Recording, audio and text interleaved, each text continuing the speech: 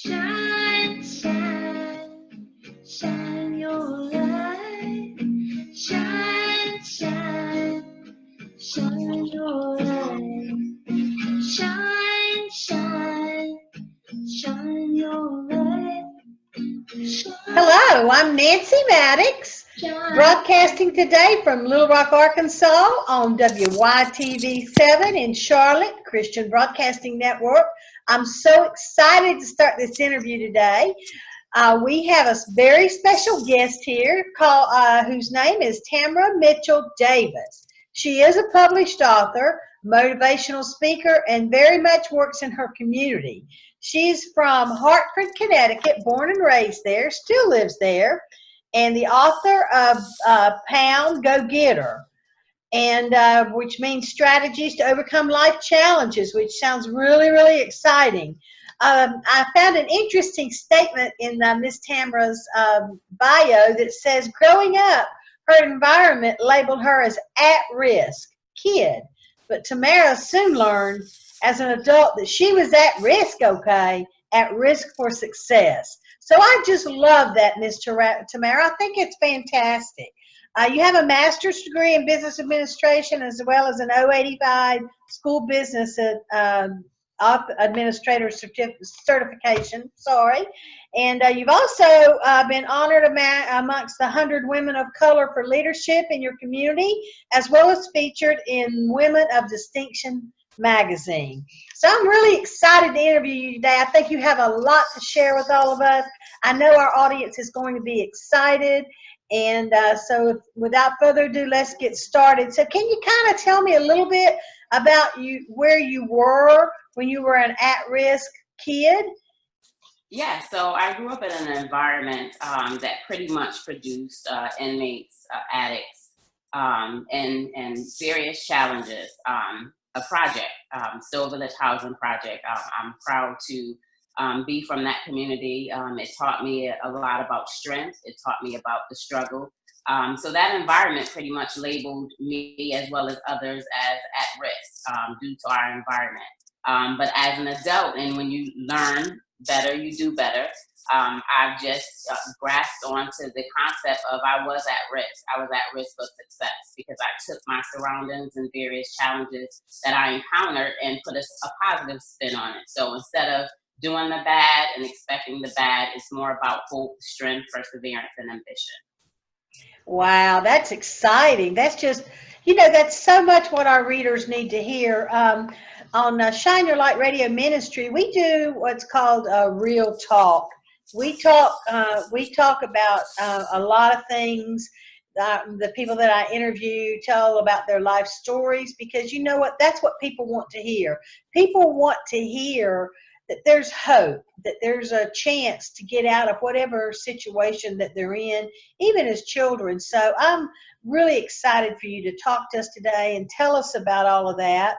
It says that you dig into your fear, doubt, and other emotions that kept you angry, bitter, and frustrated, and became very positive, being happy, at peace, which I love. I absolutely love. I'm older, but I do love to be at peace. Yeah. I'm one of those 60s child from peace, love, and flowers and all that. So I'm very much in tune to that. And also you said you wanted to live with a sense of purpose. So kind of tell us where you went from there when you changed from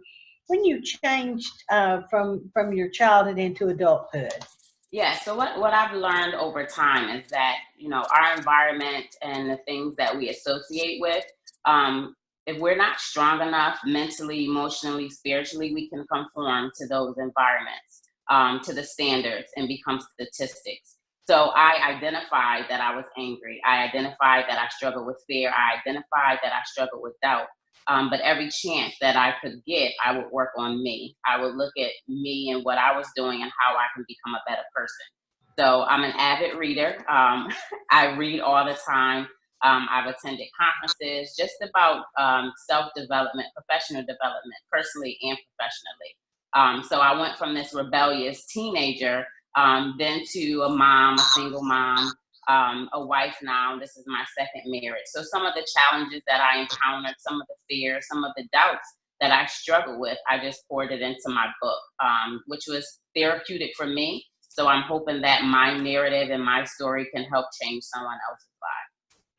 Yes, ma'am, and I absolutely believe it will. I'm an avid reader myself. I've published 2 books myself, and I threw my heart and my soul into my books. I tell everyone, if you just sit down and start writing your story, or you do a journal, that can be turned into a book very easily. But as you're doing that, there's a lot of fear and a lot of tears and a lot of Yes. smiles. I mean, it's just happy remembering some stuff, and some stuff it's not so happy to remember that, but Yes. it's so poignant, and that's what makes a book really good. That's what makes people want to read your books. I'm really excited about that. We're going to talk a little bit more about your book in a few minutes. But anyway, I noticed that you're an advocate of juvenile diabetes and the fight against cancer in your community. I'd like to speak a little bit about that, and I'll tell you why. I have a very personal reason for talking about juvenile diabetes.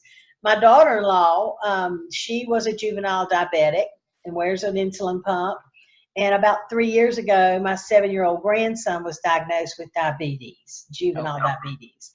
He is type 1, and so it's very near and dear to my heart. During my career, my 25-year career at the credit union, we always supported juvenile diabetes because our sponsor, the CSX Railroad, always had juvenile diabetes really close to them. So we always have supported that too. And so I'd like for you to talk a little bit about the things that you do in the community and how you support and how you carry on with that. Sure. So I'll start with juvenile diabetes.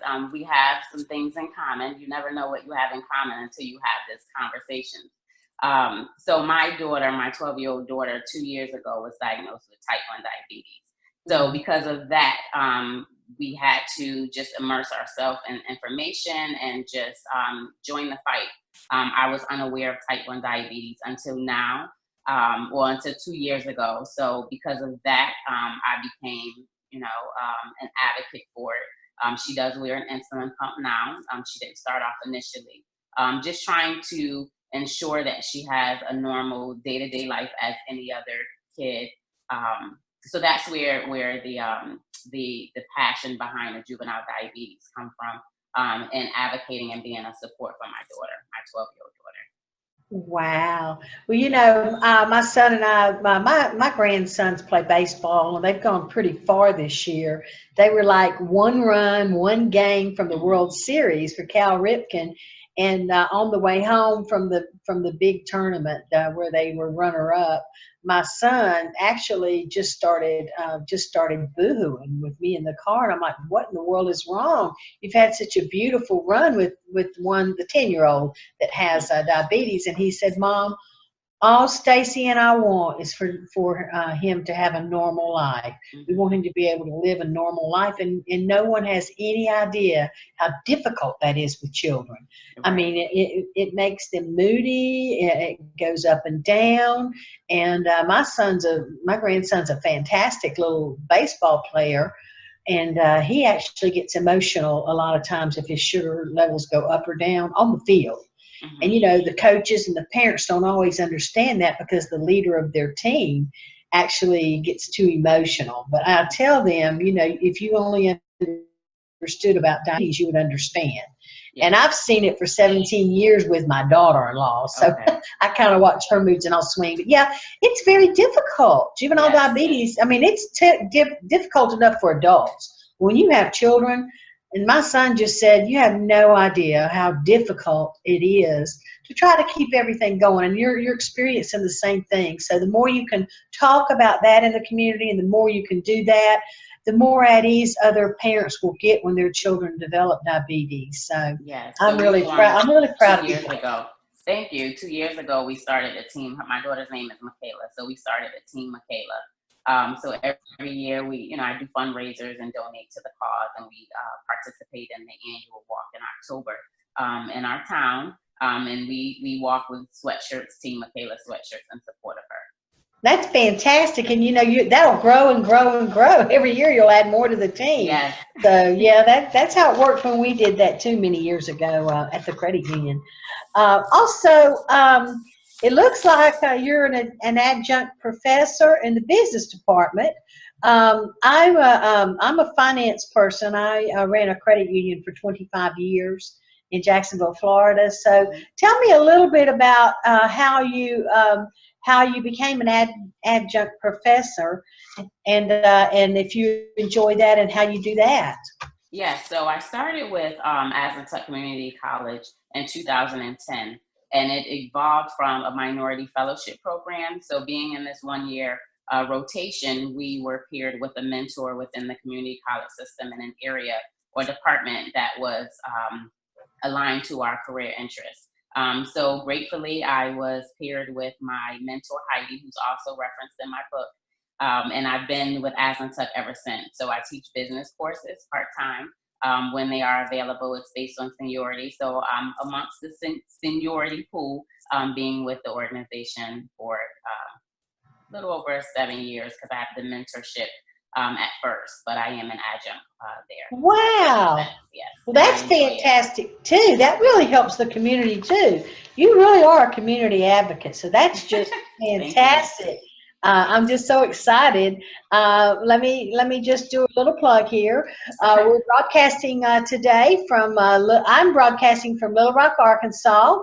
My special guest, Miss Tamara Mitchell Davis, is in Hartford, Connecticut, and we are on WYTV7 in Charlotte, which is a nonprofit. So if you love what you're hearing on Shine Your Light Radio Ministry, please make a donation to WYTV so we can broadcast more and more and more, because it's so exciting to have real life people talking real talk. It's so important to other people that are going through the same things as we're all going through, and they always think they're alone. I've felt that way many times in my life. Yes. Felt like I was the only one that was going through this, and I'm like, I'm not. So, but anyway, now I want to go on and get into the book, your book. Sure, and if you allow me, Nancy, I have a plug as well. So I'm actually in Charlotte this weekend. I arrived yesterday. I'll be here until Monday. I have an author series brunch scheduled on Sunday. It is at Brio Coastal Bar and Kitchen from 1 to 4 p.m. and it's in Charlotte. So I am here for the weekend promoting my book with an author series on Sunday. I love that. Now, what is the event called again, Miss Tamara? It's called She Writes Charlotte Brunch Mixer. Oh, okay. Yes. I drew a blank there for a second. I've been promoting it on my Facebook page and okay, and that's on Sunday, right? Yes, it's this Sunday. What time? 1 p.m. And tickets are available on Eventbrite. So anyone interested can get more information on Eventbrite. Okay, well, after our interview, I'll go in there and promote that for you because, this interview will not air until August. But I will go in there and start promoting you since you're in Charlotte, and I wish you could connect up with Miss Libby while you're there. I hope so. Maybe if she feels like it, she'll be able to come out to your event. Wouldn't that be awesome? Okay, sure. I'm open for coffee or tea as well. Because since you're a community advocate, you may want to start your own radio show. So, and you have time to do that. So it'd be awesome. For all opportunities that God has available for me. He opens the door. WYTV is a fantastic station. It is broadcast internationally. And I'm really, really excited because Shine Your Light Radio Ministry is now on iHeartRadio. Awesome. YTV. So it's really, the path is just really increasing, and it's just really getting the people that I interview out there, and I'm just so excited for that.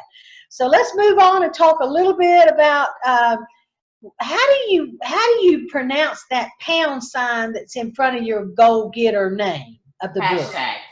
Hashtag goal getter. I couldn't think of that. I mean, I knew what it was. So the name of your book is hashtag goal getter, strategies to overcome life's challenges. Yes. So let's talk a little bit about where the book came from, how it's doing, and just anything you want to talk about in the book, okay? Sure. So I started writing years ago. Again, I was going through different situations, felt like I was alone. I've always been a writer. So just writing, whether it's journaling or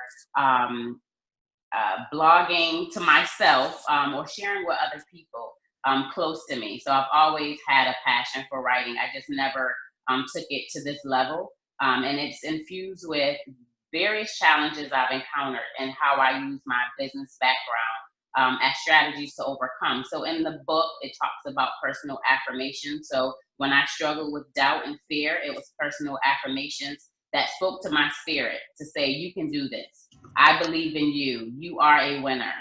So it was creating personal affirmations, setting SMART goals. So for me, a SMART goal is a roadmap. So I do believe in that wholeheartedly. My husband and children will say that I'm always writing down what the next step is, and I have my running to-do list because that keeps me grounded. It keeps me focused. So I have that in the book as well. And the book is more so, it's similar to a workbook because I have pages in there where you can journal, where you can write down what are some of your regrets. You can write down SMART goals. You can write down personal affirmations and a business principle called a SWOT analysis. I have the framework for a SMART analysis as well, which stands for strengths, weaknesses, opportunities, and threats. Sorry about that. Strengths, weaknesses, opportunities, and threats is the business framework for SWOT analysis. So that's referenced in the book as well. So it's using my business background infused with some challenges that I encountered and just strategies to overcome. It's what worked for me. And again, I hope that the narrative of my story will impact someone else's life so that they can understand, one, you're not alone. Two, the Bible says there is nothing new under the sun. So what someone else is going through, you can help someone else as they go through and even help them get through as you go through. So it's just, various principles. I am a Christian, so it has Christian principles. I have different like motivational sayings within the book as well, just as a form of encouragement, getting you from point A to point B, and not allowing our past to determine our destiny. Wow, that sounds wonderful. And where is your book? How can people get your book, Miss Tamara? Sure. Yes, so my book is available on Amazon.com. It's also available on Lulu.com. And it's available Lulu, Amazon, and Barnes & Noble. So it's on all three online platforms. I also send out signed copies that I mail out for those who are interested. They just send me an email or they follow my Instagram or Facebook page, which is the @GoalGetter860. And goal is GOAL. Because a lot of times people get it mixed or it sounds as go-getter and it's not go, it's goal. Because for me, a goal is more intentional, it's more impactful, it's something that you strive for, something that you aim and plan to achieve. So for me, the book was intentional. So it's goal, GOAL, getter. And I have a copy. Okay, yeah, hold it up for us to see. Oh, yeah. Boy, I like that. That's a beautiful cover. I love the title, Thank you. too. And that's me on the back. Sweet. That's just beautiful. Wow. So it also says you're a motivational speaker at conferences and things like that. So tell me a little bit about what kind of conferences you speak at and what you talk about at your conferences. Yeah, so I was on a panel of a conference. A girlfriend of mine named Althea Bates runs a conference annually called Project Resiliency. So I was a panel member on her conference and also facilitated a workshop, speaker series workshops with that conference. I also attend and facilitate conferences with work, which is more professionally driven, but in my community, I participate in various showcases for motivational speaking, just inspiring others, whether it's a broad audience or those that are close to me or not so close, but just need a word, need to be heard, need a word, need to be inspired. Yes, ma'am.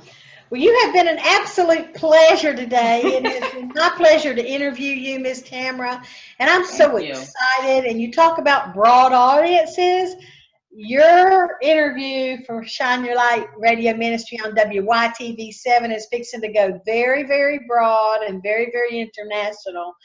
We already had international listeners, but now with iHeartRadio, it's going to be really broadcast all over the world. So I'm really excited about that. Thank you. I appreciate it. I appreciate you so much. We're almost out of time, so what I'd like to do now is for you to share your contact information with us one more time, so yes. the listeners will be able to reach that.